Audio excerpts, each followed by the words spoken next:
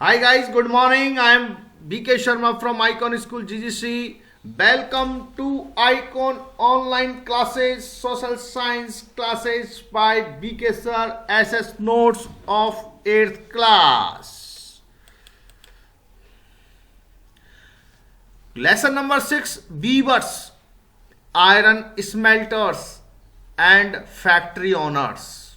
Weavers, जुल्हा, iron smelters, iron से संबंधित काम करने वाले लोग, एंड फैक्ट्री ओनर्स और फैक्ट्रियों के मालिक.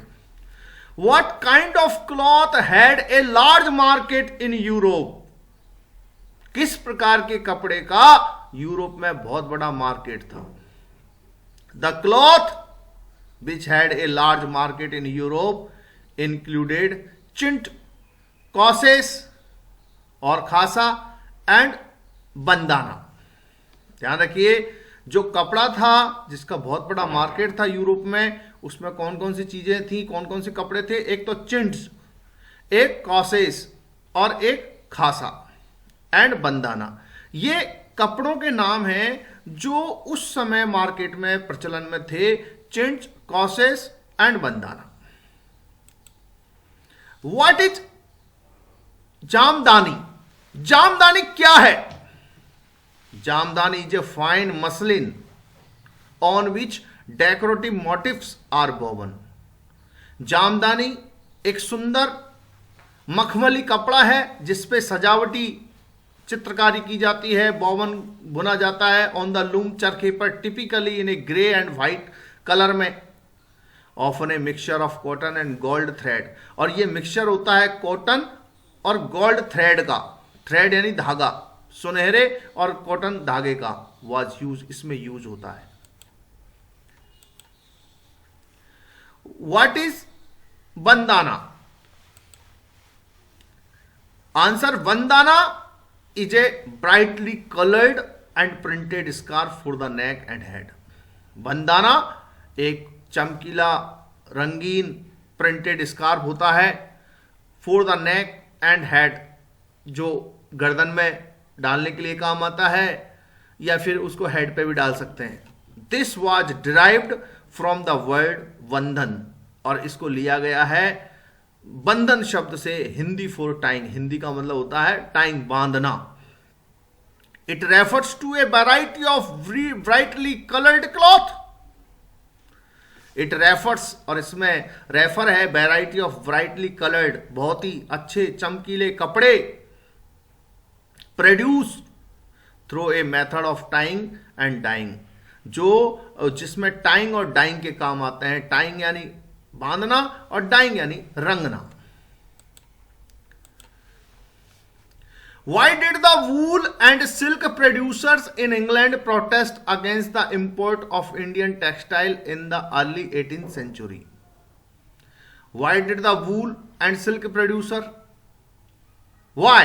क्यों वूल और सिल्क प्रोड्यूसरों ने इंग्लैंड में प्रोटेस्ट किया था, विरोध किया था against the import of Indian textile का in the early 18th century में? Textile industry had just begun to develop in England in the early 18th century. Textile industry शुरू हुई थी इंग्लैंड में in the early 18th century में. The wool and silk producer in England found themself, इन्होंने अपने आप को पाया अनेबल, असमर्थ to compete with the Indian textile, Indian textile के साथ कंपीट करने के लिए, प्रतियोगिता करने के लिए.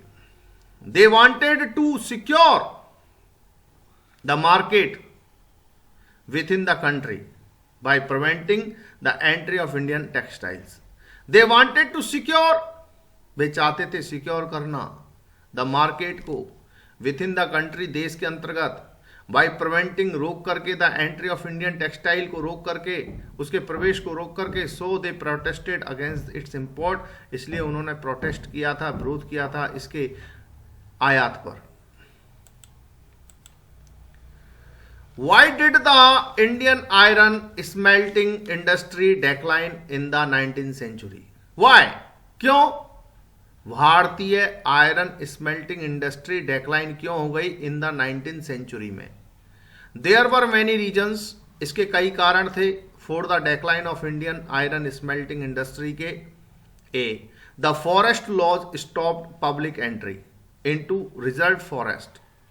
जो फॉरेस्ट लॉज थे, जंगल के जो कानून थे, स्टॉप्ड पब्लिक एंट्री, उन्होंने पब्लिक एंट्री को रोक दिया इनटू रिजर्व फॉरेस्ट में एंड मेड इट डिफिकल्ट, और इसे बड़ा कठिन बना दिया फॉर द आयरन स्मेल्टर्स के लिए to find wood for charcoal, charcoal के लिए लकड़ी पाना। Getting iron ore was also a big problem, और आयरन ओर पाना भी एक बहुत बड़ी समस्या थी, big problem. In some areas where the government gave permission to the enter the forest to the smelters had to pay high tax, और कुछ इलाकों में जहां गवर्नमेंट परमिशन देती थी टू इंटर करने के लिए फॉरेस्ट द स्मेल्टर्स को, had to pay high tax, वे बहुत बड़ा टैक्स देते थे टू द फॉरेस्ट डिपार्टमेंट को फॉर एवरी फर्नेस के लिए, यूज दिस फर्नेस के लिए, भट्टी के लिए, यूज दिस जिसको यूज करते थे, रिड्यूस और डिक्रीज देयर इनकम, जिसने उनकी इनकम को कम कर दिया। By the late 19th century, 19वीं शताब्दी के अंत तक iron and steel was being imported from Britain, Britain से उसको आयात किया जाने लगा। Iron Smiths in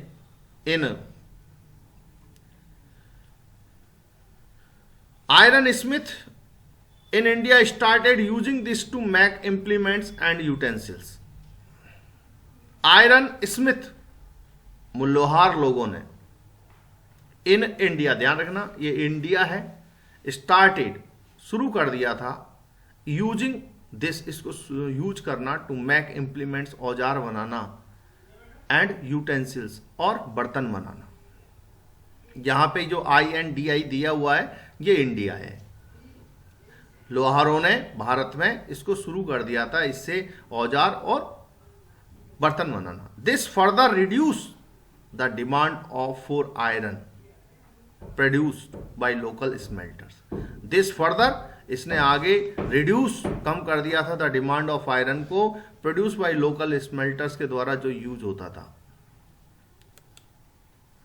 What problems did the Indian textile industry face in the early years of its development?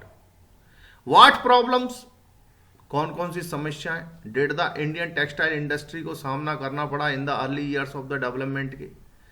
In its early period of development, the Indian textile industry faced many problems, कई समस्याओं का सामना करना पड़ा। It found it difficult, उन्होंने इसे कठिन पाया, to compete with the cheap textile imported from Britain से। इट फाउंड इट डिफिकल्ट, उन्होंने इसको कठिन पाया, टू कम्पीट, प्रतियोगिता करना, विद द चीफ टेक्सटाइल का, इंपोर्टेड फ्रॉम ब्रिटेन, जो ब्रिटेन से आयातित होती थी। इन मोस्ट कंट्रीज, अधिकांश देशों में गवर्नमेंट सपोर्टेड लोकल मैन्युफैक्चरर्स को सपोर्ट किया बाय इम्पोजिंग हैवी ड्यूटीज लगा करके ऑन इम्पोर्ट्स पर।